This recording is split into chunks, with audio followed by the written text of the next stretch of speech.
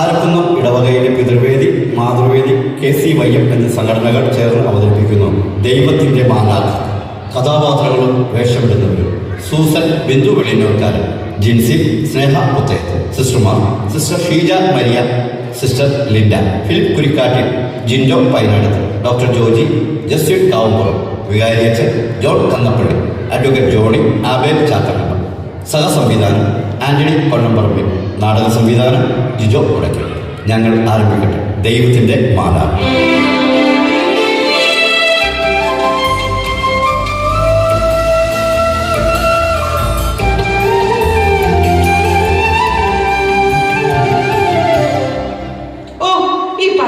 ഒരു കാര്യം എത്ര തവണ പറഞ്ഞിട്ടുള്ളതാ ഇങ്ങനെ വലിച്ചെടുത്തിട്ട് പോകരുത്. എന്നാലും ഇങ്ങനെ ഇടും. മോളെ, എടി ലിസി മോളെ, നീ വന്നേ. എന്നാ മതി? ഞാൻ ഈ കോട്ട് നയം ചെയ്യുമായിരുന്നു. നീ ഇത്ര പെട്ടെന്ന് പോകാനാണെങ്കിയോ? എന്തോ മെഡിക്കൽ എമർജൻസി ഉണ്ടെന്ന് 8 മണിക്ക് ഹോസ്പിറ്റലിൽ എത്തണമെന്ന് ഇപ്പൊ വിളിച്ചു പറഞ്ഞു. ദേ ഇങ്ങോട്ട് നോക്കിയേ, നിന്റെ ഫോട്ടോ പത്രത്തില്. ഓ ഇതാണോ? ഇതാ കമ്മ്യൂണിറ്റി ഹെൽത്ത് പ്രോഗ്രാമിന്റെ ഇനാഗ്രേഷൻ സെറമണിയാ. ഞാൻ മാത്രമല്ലല്ലോ, എല്ലാരും കൂടെ അല്ലേ. മമ്മി എന്നാ ഈ കുറിച്ച് നോക്കുന്നേ? നിനക്ക് പറ്റിയ ഡോക്ടർ ചെക്കന്മാരും വല്ലതും ഉണ്ടോന്ന് നോക്കിയതാ. ഓ പിന്നെ, എന്റെ ചെറുക്കനെ ഞാൻ തന്നെ കണ്ടുപിടിച്ചോളാം. മമ്മി പപ്പ അതൊന്നും ഓർത്ത് ബുദ്ധിമുട്ടുണ്ടോ? അയ്യോ, കല്യാണാലോചനയും കൊണ്ടിരുന്ന സമയം ഞാൻ പോയിട്ട് വരാം മമ്മി.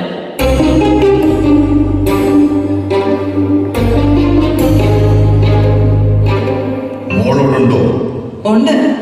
രാവിലെ എന്തോ എമർജൻസി കോൾ ഉണ്ടെന്ന് പറഞ്ഞ് ഹോസ്പിറ്റലിൽ പോകാനിറങ്ങുമോ അവള്. പപ്പ, ഞാൻ പോവാ, ഡ്യൂട്ടിക്ക് ആകാം. ഇപ്പൊ തന്നെ ലേറ്റ് ആയി. സൂസൻ, കുരിക്കാട്ടിലെ ഫിലിപ്പിന്റെ മകൾ വെറും MBBS-കാരിയായ മാത്രം പോരാ, MD കൂടെ തനിക്കവിടെ വലിയൊരു ഹോസ്പിറ്റലിന്റെ മുഴുവൻ അധികാരിയാകും. എങ്കിലേ എന്റെ കണക്കുകൂട്ടലുകളൊക്കെ ശരിയാവും. കുടിക്കാൻ ചായയാണോ കാപ്പിയാണോ? നിനക്കെന്താ ഞാൻ പറഞ്ഞതിനകത്ത് താല്പര്യമില്ലാത്ത പോലെ? ഇച്ചായ, നമ്മൾ എത്ര കണക്ക് കൂട്ടിയാലും ദൈവം വിചാരിച്ചതല്ലേ നടക്കൂ. അതൊക്കെ നിങ്ങളെ ദൈവവിശ്വാസികളുടെ പോലെ വെറും തോന്നല. കുരിക്കാട്ടിൽ ഫിലിപ്പിന്റെ ഇന്നോളമുള്ള കണക്കുകൂട്ടലുകളിൽ ഏതാണ് ഒഴിച്ചിട്ടുള്ളത്? 10ാം ക്ലാസ് വരെ എല്ലാ ക്ലാസ്സിലും 1ാം റാങ്ക് വാങ്ങിച്ചുകൊണ്ടിരുന്നവരെ അന്നത്തെ ബാക്ക് ബെഞ്ചുകാരനായി ഈ ഫിലിപ്പിന്റെ കമ്പനിയിലെ ശമ്പളക്കാരനായിപ്പോ, ചെറുപ്പത്തിൽ അപ്പന്റെ കൂടെ റബ്ബർ വെട്ടാൻ പോയപ്പോ മുതലാളി ചമഞ്ഞ് പരിഹസിച്ചവരെ ഇപ്പോ ഈ ഫിലിപ്പിന്റെ ഖദറുപ്പായനോട് എഴുന്നേറ്റ് നിൽക്കുന്നു. മൂത്തവനെ വക്കീലാക്കിയത് ചിലതൊക്കെ കരുതിക്കൊണ്ട് തന്നെയാണ്. 40 ലക്ഷം മുടക്കി മകളെ പഠിപ്പിച്ച് ഡോക്ടറാക്കിയതേ അതിന്റെ 10 ഇരട്ടി ഉണ്ടാക്കാമെന്ന ആത്മവിശ്വാസത്തിൽ തന്നെയാണ്. എവിടെയാണ് ഈ ഫിലിപ്പിന്റെ കണക്കുകൂട്ടൽ തെറ്റിയത്? നീ പറസൂസമേ. ഇങ്ങനെ അഹങ്കാരം പറയില്ലേ, കർത്താവ് അത് ഇഷ്ടപ്പെടുന്നില്ല. ഈ കോവിഡും വെള്ളപ്പൊക്കവും ഉരുൾപൊട്ടലും ഒക്കെ ഉണ്ടായപ്പോ നീട്ടി പറയുന്ന കർത്താവ് എവിടെയായിരുന്നു? ആ വിശ്വാസമൊക്കെ ഞാൻ പണ്ടായിട്ട് മനസ്സിൽ നിന്ന് ഇറക്കിവിട്ടതാ. തർക്കിക്കാൻ എനിക്ക് അറിയത്തില്ല ഇച്ചായ. പക്ഷേ ഇച്ചായ, ഇതൊക്കെ ഇച്ചായത്തിൽ വെറും തോന്നലുകളാണ്. അത്ര എനിക്ക് പറയാൻ അറിയത്തുള്ളൂ. എന്നാൽ ഞാൻ ഒരു കാര്യം കൂടി പറയാം. എന്റെ ഒരു സുഹൃത്തിന്റെ മകൻ ഒരു ഡോക്ടറുണ്ട്, പേര് ജോജി. അവളുടെ ഹോസ്പിറ്റലിൽ തന്നെയാണ് ഇപ്പോൾ വർക്ക് ചെയ്യുന്നത്. അവൾക്ക് അവൻ നന്നായിട്ട് ചേരുന്നു തോന്നുന്നു. തന്നെയല്ല, ടൗണിൽ ഒരു മൾട്ടി സ്പെഷ്യാലിറ്റി ഹോസ്പിറ്റൽ അവരിപ്പോ പണിതുകൊണ്ടിരിക്കുകയാണ്. ഞങ്ങളത് പറഞ്ഞു ഉറപ്പിച്ചു. പിള്ളേർക്ക് നമ്മൾ ഇഷ്ടമാണോ അറിയാൻ എങ്ങനെയാണ്? അവരൊന്നിച്ചു പഠിച്ചതാ, ജോലി ചെയ്തു ഒന്നിച്ചു. ഇരുവരും പരിചയക്കാരോ? ഇനിയിപ്പോ എന്ത് നോക്കാനാ? അത് പിന്നെ ഇച്ചായ, അതൊക്കെ പറഞ്ഞ് മനസ്സിലാക്കി കൊടുക്കേണ്ടത് നിന്റെ ഉത്തരവാദിത്വം. ഏതായാലും ഞാൻ തീരുമാനിച്ചു.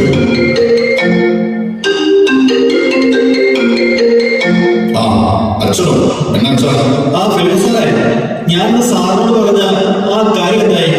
ഓ, ആ വിവരമായിട്ടുള്ള കാര്യമല്ലേ? ഞാൻ എപ്പോഴും സംസാരിച്ചിട്ടുണ്ട്.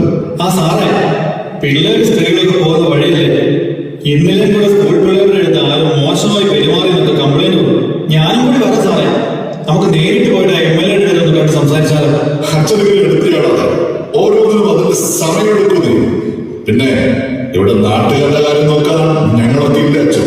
ഫിലിപ്പ് സാറിന് ഈ ഇടവക്കാരനാണെന്ന് വിചാരിച്ചില്ല, ഞാൻ സാറ് വഴി ഇടപെടാന്ന് വിചാരിച്ചത്. അച്ഛനിങ്ങനെ പള്ളിക്കാരും രാഷ്ട്രീയമൊക്കെ ഒന്നിച്ച് കാണുന്നത്. പള്ളിയിൽ ഞാൻ അച്ഛന്റെ കുഞ്ഞാടൊക്കെ ആയിരിക്കും, പക്ഷെ സമൂഹത്തിൽ ഫിലിപ്പ് അങ്ങനെയാണെന്ന് അച്ഛൻ വിചാരിക്കരുത്. ഇനിയുള്ള കാര്യം കൊണ്ട് പറയാം.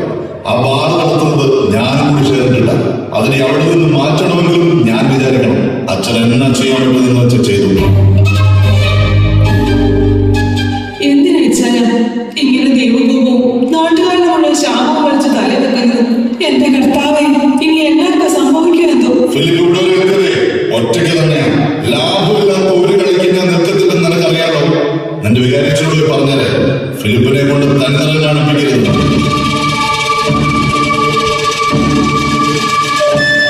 എന്റെ ഈശോയെ, എന്റെ ഫിലിപ്പച്ചാന്റെ മനസ്സൊന്നും നീ മാറ്റണേ. എന്തെങ്കിലും ആ പള്ളിയിൽ നിന്ന് കയറാൻ തോന്നിയാ മതിയായിരുന്നു. അതിനി എന്റെ ജീവൻ കൊടുത്തിട്ടാണെങ്കിലും വേണ്ടുവല്ല. അത് മാത്രം എന്റെ പ്രാർത്ഥന. Doctor Jincy, good morning. എങ്ങനെയാണ് ഓപ്പറേഷൻ തിയേറ്റർ എക്സ്പീരിയൻസ്?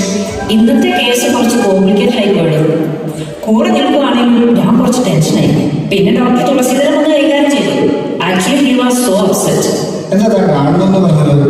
അത് പിന്നെ ജോജി, നമ്മുടെ കാര്യം അടുത്ത ആഴ്ച ഉറപ്പിക്കാൻ പോകുമെന്നാണ് കേട്ടത്. അതെ, തനിക്കെന്തെങ്കിലും പ്രശ്നമുണ്ടോ? അതിനെക്കുറിച്ച് പറയാനാണ് ഞാൻ കാണണമെന്ന് പറഞ്ഞത്. ജോജി, നമ്മൾ തമ്മിൽ പരിചയവും സൗഹൃദവും ഒക്കെ തുടങ്ങിയിട്ട് എത്ര വർഷങ്ങളായി. പക്ഷേ അപ്പോഴൊന്നും നമ്മൾ വിവാഹത്തെക്കുറിച്ചൊന്നും ചിന്തിച്ചില്ല. ഇപ്പൊ വീട്ടുകാർ പറഞ്ഞപ്പോഴാണ് ഞാൻ അതിനെക്കുറിച്ചൊക്കെ ഒന്ന് സീരിയസ് ആയിട്ട് ചിന്തിച്ചു തുടങ്ങിയത്. അതിനിപ്പോ എന്താ, നിനക്ക് ഇഷ്ടമില്ലെന്നല്ലോ ഉണ്ടോ? എടാ, നിന്റെ അത്ര എന്നെ അറിയാൻ ആരാ ഈ ലോകത്തിലുണ്ട് ജോജി? അതൊന്നും അല്ല പ്രശ്നം. പിന്നെന്താ പ്രശ്നം? പഠിത്തത്തിന്റെ കാര്യമാണോ? MD എനിക്ക് കിട്ടിയില്ലെങ്കിലും നിനക്ക് കിട്ടുമെന്ന് എനിക്ക് ഉറപ്പാണ്. അതല്ല ജോജി, ഞാൻ കുറച്ചു നാൾ മുമ്പ് ഒരു പേഷ്യന്റിന്റെ കാര്യം പറഞ്ഞില്ലേ? ഞാൻ പ്രാക്ടീസിന് പോയ ഹോസ്പിറ്റലിൽ എന്നെ ഒരുപാട് ടച്ച് ചെയ്ത ഒരാളുടെ മരണത്തെ കുറിച്ച്.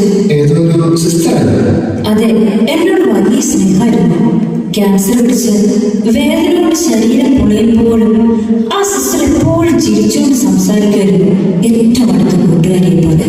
വേദന കുറയ്ക്കാൻ സെഡേറ്റീവ് എന്തെങ്കിലും എടുക്കാൻ സിസ്റ്റർ ഒരിക്കലും സമ്മതിച്ചില്ലായിരുന്നെന്നാണ് നഴ്സുമാരൊക്കെ പറയുന്നത്. ഒരു ദിവസം ഞാൻ സിസ്റ്ററിനോട് ചോദിച്ചു, സിസ്റ്റർ എങ്ങനെ ഇത്രയും ജീവൻ പോകുന്ന വേദന സഹിച്ച് ചിരിക്കാൻ കഴിയുന്നത്? അപ്പൊ സിസ്റ്ററിന്റെ കയ്യെ പിടിച്ചിട്ട് പറയുക, ഞാൻ ഈ വേദന ഈശോയ്ക്ക് സമർപ്പിക്കുമ്പോൾ ഒത്തിരി ആത്മാക്കളെ ഈശോ സ്വർഗത്തിൽ കൊണ്ടുപോകുന്നുണ്ടെന്ന്. മോളെ, ഞാൻ സഹിക്കുവല്ല, സ്നേഹിക്കുവാണെന്ന്. ജോജി, എനിക്കത് മറക്കാൻ പറ്റുന്നില്ല. നീ എന്തേ പറഞ്ഞു വരുന്നത്? അങ്ങനെ ഒരു ജീവിതം എനിക്ക് വേണമെന്ന് തോന്നുന്നു. ഒത്തിരി പേരെ സ്വർഗത്തിൽ കയറ്റാൻ പറ്റുന്ന, ഹൃദയം തുറന്ന് ചിരിക്കാൻ പറ്റുന്ന, വേദനകളെ പോലും ആത്മാക്കളെ രക്ഷിക്കാനുള്ള വഴിയാക്കി മാറ്റുന്ന ഒരു ജീവിതം. ജോജി, മരിച്ചു കിടന്നപ്പോൾ പോലും ആ സിസ്റ്റർ ഹൃദയം തുറന്ന് ചിരിക്കുമായിരുന്നു. ആദ്യമായിട്ടാണ് അങ്ങനെ ഒരു മരണം ഞാൻ കാണുന്നത്. എനിക്കും നീ പറയുന്നത് കേട്ടപ്പോ അതൊരു അത്ഭുതം പോലെ തോന്നുന്നു. ജോജി, നിന്റെ ഒപ്പം ജീവിതം പങ്കിടാൻ എനിക്കിഷ്ടമാണ്. പക്ഷെ അതിനേക്കാൾ ഉപരിയായ ഒരു ഉൾവിളി ആ സിസ്റ്ററിനെ പോലെ ജീവിക്കാൻ എനിക്ക് തോന്നുന്നു. ജോജി,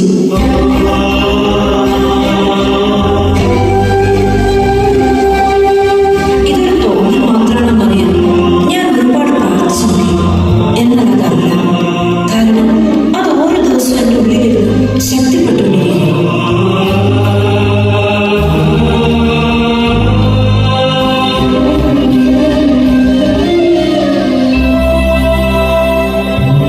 ജിൻസി, അങ്ങനെ നിനക്ക് തോന്നുന്നുണ്ടെങ്കിൽ നീ പറഞ്ഞത് ശരിയാണ്. പക്ഷെ നിന്റെ പപ്പ... ജോജി, എന്റെ പപ്പയേക്കാൾ എനിക്ക് നിന്നെ വിശ്വാസമാണ്. നീ എന്റെ കൂടെ ഉണ്ടാവണം. ഇത്രയും പറഞ്ഞിട്ട് ഞാൻ നിന്നെ മനസ്സിലാക്കിയില്ലെങ്കിൽ പിന്നെ നമ്മുടെ സൗഹൃദത്തിന് എന്ത് വിലയാടുള്ളത്? താൻ ധൈര്യമായി പോകുമോ? തന്റെ ആഗ്രഹം നടക്കും. അതിന് ഞാൻ കൂടെ ഉണ്ടാകുന്നു. ഇതെന്റെ വാക്കാണ്. പിന്നെ ഇനി എനിക്ക് ജിൻസിയല്ല, സിസ്റ്റർ ജിൻസിയാണ്. കൺഗ്രാജുലേഷൻസ് കേട്ടോ. Thank you so much. ഇതെന്റെ കൂടെ നിൽക്കുന്നതിനല്ല, ഫോർ അണ്ടർസ്റ്റാൻഡിങ്. ജിൻസി, എടി ജിൻസി, എന്നാ എന്നെ പറ്റിയ അവള് ഡ്യൂട്ടി കഴിഞ്ഞ് വന്ന് കിടക്കുവോ? ഇന്ന് എനിക്ക് രണ്ടിലൊന്നും അറിയണം. എവിടെയാണ് അവിടെ നിന്റെ പൊന്നാറ മോള്? ഫിലിപ്പച്ചായ കാര്യം പറ. എന്നതാണേ നീ കിടന്ന് പാടാൻ വെക്കുന്നത്? എന്ന് തൊട്ട് അവിടെ നീ ഒറ്റയ്ക്ക് തീരുമാനം തുടങ്ങിയത്? എന്നതായി ചായ? കല്യാണം ഉറപ്പിച്ച നിന്റെ മോള് സന്യസിക്കാൻ പോവുകയാണെന്ന്. ഞാൻ പറഞ്ഞു ഉറപ്പിച്ച കല്യാണം അവള് മുടക്കി. അവൾക്ക് കന്യാസ്ത്രീയാകാൻ പോകണം. എന്നെ മോളെ പറയുന്നത്? മമ്മി, എനിക്കെന്റെ ജീവിതം അങ്ങനെയാണെന്നാണ് തോന്നുന്നത്. അതെന്റെ ഉറച്ച തീരുമാനമാണ്. ജോജിയോട് ഞാൻ കാര്യങ്ങൾ പറഞ്ഞു. എടി, ഈ കുരിക്കാട്ടെ ഫിലിപ്പിന് ജീവനുണ്ടെങ്കിൽ നിന്റെ കല്യാണം ഞാൻ വിചാരിച്ചത് നടത്തിക്കും. പപ്പ, എന്റെ ജീവിതം എങ്ങനെയാണെന്ന് തീരുമാനിക്കാനുള്ള പ്രായം എനിക്കുണ്ട്. വിവാഹപ്രായത്തെ ഒരു പെൺകുട്ടിയാണ് ഞാൻ. മോളെ, പപ്പയോട് ഇങ്ങനെയാണ് സംസാരിക്കുന്നത്? അവൾ പറയട്ടെ. പ്രായപൂർത്തിയായവൾക്ക് പറയാനുള്ളത് എന്താണെന്ന് ഞാൻ കൂടി ഒന്ന് കേൾക്കട്ടെ. ലക്ഷങ്ങൾ കൊടുത്ത് ഞാൻ അവളെ പഠിപ്പിച്ചതേ ഏതെങ്കിലും കന്യാസ്ത്രീ മഠത്തിന് കാശുണ്ടാക്കി ഉണ്ടാക്കി കൊടുക്കാനല്ല. പപ്പ, പപ്പയ്ക്കെല്ലാം പൈസ കൊണ്ട് അളക്കാൻ മാത്രമേ അറിയത്തുള്ളൂ. ഈ ലോകത്ത് പൈസ കൊണ്ട് വാങ്ങാൻ പറ്റാത്ത ഒരുപാട് കാര്യങ്ങളുണ്ട്. അതിലൊന്നാണ് ഈ ആത്മസംതൃപ്തി എന്നൊക്കെ പറയുന്നത്. അത് പ്രതിഫലം ആഗ്രഹിക്കാതെ നന്മ ചെയ്യുമ്പോൾ മാത്രം കിട്ടുന്നതാണ് പപ്പ. ലാഭം നോക്കി മാത്രം ജീവിക്കുന്ന പപ്പയ്ക്ക് അതൊന്നും ഒരിക്കലും മനസ്സിലാക്കില്ല പപ്പ. എനിക്ക് ഏറ്റവും അധികം സന്തോഷം തരുന്നതേ ഒരു സന്യാസിയായി ജീവിതം മുഴുവൻ മറ്റുള്ളവർക്ക് വേണ്ടി മാറ്റിവെക്കുമ്പോഴാണെന്ന് തിരിച്ചറിഞ്ഞിട്ട് തന്നെയാണ് ഞാൻ ഈ ജീവിതം തിരഞ്ഞെടുത്തത്. ഈ ഫിലിപ്പ് ജീവനോടെ ഇരിക്കുമ്പോൾ നിന്നെ ഞാൻ സമ്മതിക്കുന്നില്ല.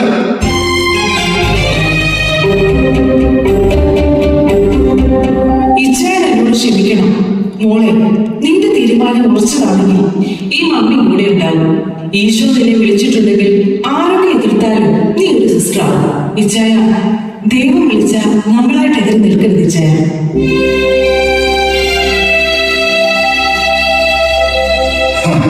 ഫിലിപ്പിനെ തോപ്പിക്കാൻ എല്ലാവരും കൂടെ ഒരുമിച്ചിറങ്ങിയേക്കുമല്ലേ?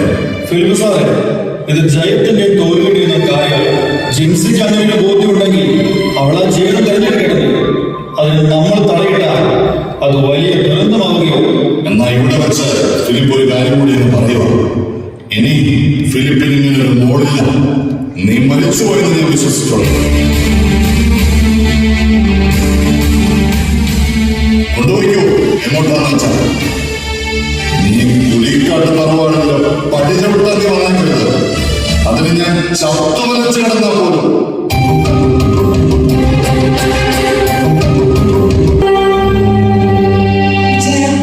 ഒരിക്കൽ കൂടി വിളിക്കുക. ഇന്ന് നമ്മുടെ മോളുടെ ഉടുപ്പിടിയിലല്ലേ, നമുക്ക് അവിടെ വരെ പോവുക ചെയ്യാം. കുലിക്കാട്ടിൽ ഫിലിപ്പിന് ഒറ്റ വാക്കും ഒറ്റ അർപ്പണമേ ഉള്ളൂ എന്ന് സൂസമ്മയ്ക്ക് ഞാൻ പറഞ്ഞു കണ്ടല്ലോ. എന്നാ ഞാനെങ്കിലും ഒന്ന് പൊക്കോട്ടെ. അവള് വല്ലാതെ സങ്കടപ്പെടുന്നുണ്ടാവുക. അയ്യോ, പിന്നെ ആ വഴിയിൽ പൊക്കോണം, തിരിച്ചിങ്ങോട്ട് വരണ്ട. ഇതെന്റെ വീടാണ്. അപ്പൊ നീ പോകാനുള്ള വണ്ടികളെ തയ്യാറാക്കിയിട്ടാണ് ഈ നാടകം കളിക്കുന്നല്ലേ?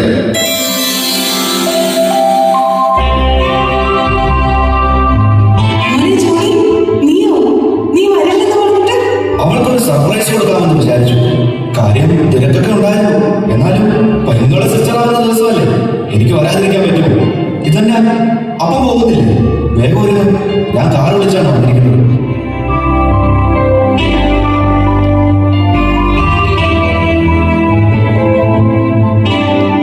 മോനെ, ഞാൻ എത്ര പറഞ്ഞിട്ട് ഇച്ഛാൻ കേൾക്കുന്നില്ല. എന്നാ മമ്മി ആ കാറിന് നിൽക്കുള്ളൂ. ഞാൻ പപ്പയെ കൂടിക്കൊണ്ട് ഇവിടുത്തെ കാറിന് വന്നോളാം. എനിക്കൊന്ന് ഫ്രഷ് ആവുകയും വേണം. ആദ്യം തന്നെ ആരെയും കണ്ടില്ലെങ്കിൽ അവള് വല്ലാതെ വിഷമിക്കും. മോമെല്ലാം കഴിച്ചോ? അതൊക്കെ ഞാൻ നോക്കിക്കോളാം. ഇപ്പൊ മമ്മി ചെയ്യും.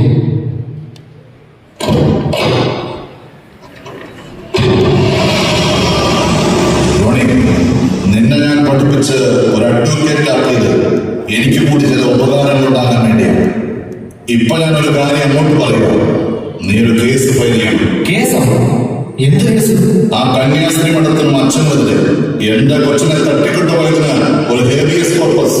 അപ്പനിങ്ങനെ ഒരു രാഷ്ട്രീയക്കാരനാണല്ലോ. ഇത് ജയോ ജോലിയൊന്നും അല്ലപ്പോ. അവളുടെ ജീവിതം അവള് തിരഞ്ഞെടുത്തു. അവള് പറഞ്ഞ സിസ്റ്റർ ഉണ്ടല്ലോ, ഞങ്ങൾ ഒന്നിച്ച് ലോ കോളേജിൽ പഠിച്ചതാ. ഞങ്ങളുടെ ഒന്നാം റാങ്കിലാണ് സിസ്റ്റർ കാതൽ. വക്കീലായിട്ട് അവൾ വാദിച്ചതൊക്കെ പാവങ്ങൾക്ക് വേണ്ടി. ആ എൻഡോസൾഫാൻ ഫാക്ടറിക്കെതിരായി സമരം ചെയ്തതിന്റെ കൂട്ടത്തില് ഈ സിസ്റ്റർ ഉണ്ടായിരുന്നു. അപകടമാണെന്ന് അറിഞ്ഞിട്ടും ആ പാവങ്ങളെ രക്ഷിക്കാൻ അവസാനം വരെ അവർ പോരാടി. അങ്ങനെ അവർക്ക് ക്യാൻസർ പിടിപെട്ടത്. ഇപ്പോ ഫാക്ടറി കൂട്ടിയിട്ടുണ്ടെങ്കിൽ അതിന്റെ കാരണം ആ സിസ്റ്ററിന്റെ ഒറ്റ കഷ്ടപ്പാടാണ്. ഒരു മീഡിയ അത് റിപ്പോർട്ട് ചെയ്യില്ല. കാരണം അവർക്ക് മുൻപിൽ ഇവരൊക്കെ വെറും പാവപ്പെട്ട കന്യാസ്ത്രീയാണ്. എന്റെ സ്വപ്നങ്ങളാണ് തകർത്ത് കളഞ്ഞത്. ഡോക്ടറാക്കി അവിടെ വലിയ ഹോസ്പിറ്റലിലാക്കി ഈ നാട് മുഴുവൻ അറിയുന്ന ആളാക്കി മാറ്റാനാണ് ഞാൻ ആഗ്രഹിച്ചത്. എന്നിട്ട് എന്ത് കിട്ടാനാ? ആളുകളുടെ കയ്യിൽ നിന്ന് കഴുത്തിറക്കുന്ന പൈസ വാങ്ങിച്ച് അവരുടെ നിസ്സഹായതയെ ചൂഷണം ചെയ്തുണ്ടാക്കുന്ന പൈസ കൊണ്ട് മനസ്സമാധാനത്തോട് ഉറങ്ങാൻ പറ്റുമോ? അപ്പാ, ഇത്രയും കാലം ഈ രാഷ്ട്രീയത്തിലെ സ്വാധീനം കൊണ്ട് അപ്പനുണ്ടാക്കിയ പൈസ കൊണ്ട് എന്തെങ്കിലും പ്രയോജനം ഉണ്ടായോ? അപ്പാ, ഒരു ദിവസമെങ്കിലും അവൻ മനസ്സമാധാനത്തോടെ കിടന്നു ഉറങ്ങിയിട്ടുണ്ടോ? അതൊക്കെ കൊണ്ടാണ് ഈ നാട് വേണ്ടി വക്കീൽ പണിയും വേണ്ടി ഞാൻ പുറത്തു പോയത്. അപ്പം വരുന്നുണ്ടെങ്കിൽ വാ, നമുക്ക് ജിൻസിമോളുടെ അടുത്ത് പോകാം.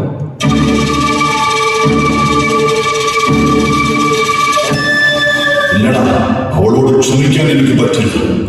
ഇപ്പോ നിന്നോട്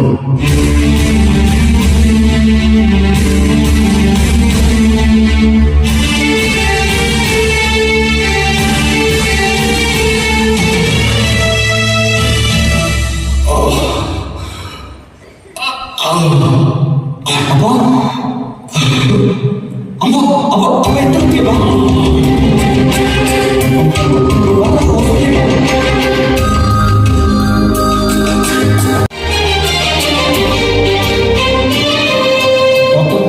ശരിക്കും അവർ എന്നാ പറ്റിയത്? കുറച്ച് കോംപ്ലിക്കേറ്റഡ് ആണ്. ഹാർട്ടിലേക്കുള്ള 2 വേദികൾ ബ്ലോക്കാണ്. വളരെ ഡേഞ്ചറസ് ആയ ഒരു സോങ്ങിലാണ് ഓപ്പറേഷൻ ചെയ്യാനുള്ളത്. പക്ഷെ പേടിക്കണം, അതിന് ഏറ്റവും പ്രഗത്ഭയായ ഒരു ഡോക്ടർ ഇവിടെ ഉണ്ട്. കൈപ്പിഴകളൊന്നും വരാത്ത ദൈവത്തിന്റെ കയ്യൊപ്പുള്ള ഒരു ഡോക്ടർ.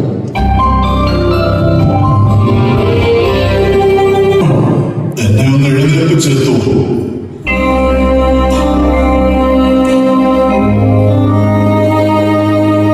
എനിക്കൊരാഗ്രഹമുണ്ട്. എന്റെ ജീവൻ രക്ഷിച്ച ആ ഡോക്ടറെ എനിക്കൊന്ന് കാണണം. ഒന്നാം കരം പിടിച്ച് ചുംബിക്കണം. മരണം അടുത്ത് വന്നപ്പോഴാണ് എനിക്ക് മനസ്സിലായത് ഞാൻ ഈ ഉണ്ടാക്കി വെച്ചതൊക്കെ വിലകെട്ടതാണെന്ന്. ആ ഡോക്ടർ എന്താണ് പപ്പയെ കാണാൻ വരുന്നത്? ദേ ആവുന്നതാണ് പപ്പയുടെ ജീവൻ രക്ഷിച്ച ഡോക്ടർ സിസ്റ്റർ സ്നേഹ തെരസ്.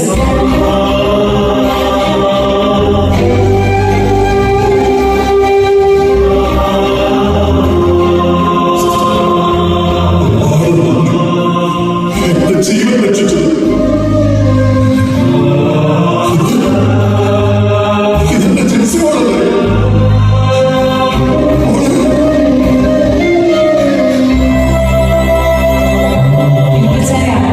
എന്തുമാത്രം എടുത്തത് എന്റെ മോളെ. എന്നിട്ട് ഇച്ഛാന്റെ ജീവൻ രക്ഷിക്കാൻ ഒടുവിൽ എന്റെ മോളെ തന്നെ ഈശോ അയച്ചത് കണ്ടോ. ഈ ഉടുപ്പ് ഇട്ട് പപ്പയുടെ അനുഗ്രഹം വാങ്ങാൻ വരണമെന്ന് ഞാൻ ഒരുപാട് ആഗ്രഹിച്ചതാണ്. ഇന്നത് സാധിച്ചു. എന്റെ ഈശോയ്ക്ക് ഒരുപാട് നന്ദി. കാശ് കൂടിയപ്പോ അപ്പന്റെ കണ്ണു മറഞ്ഞുപോയി പോലെ നമ്മളെന്നോട് ക്ഷമിക്കും. അതൊന്നും സാരല്ലോ അപ്പ. എനിക്ക് കുറച്ച് നേരത്തെ ദൈവം കിട്ടി. എന്റെ അപ്പന് ഇപ്പഴാ കിട്ടി. അത്രേ ഉള്ളൂ. ഇപ്പൊ എനിക്ക് സന്തോഷമായി. കാരണം ഏറ്റവും വലിയ ധനികനാണ് ഇപ്പൊ എന്റെ മുഖം ഞാൻ കൊടുത്തേക്കുന്നത്. എന്നാ ആ ധനികന്റെ പേര് ഇച്ഛായെന്ന് പറഞ്ഞേ, എല്ലാരും കേക്കട്ടെ. എനിക്ക് ആയുസിന് തന്ന ഒരവസരം കൂടി ജീവിതത്തിൽ തന്ന എന്റെ കർത്താവ് ഈശോമിശിഹായ.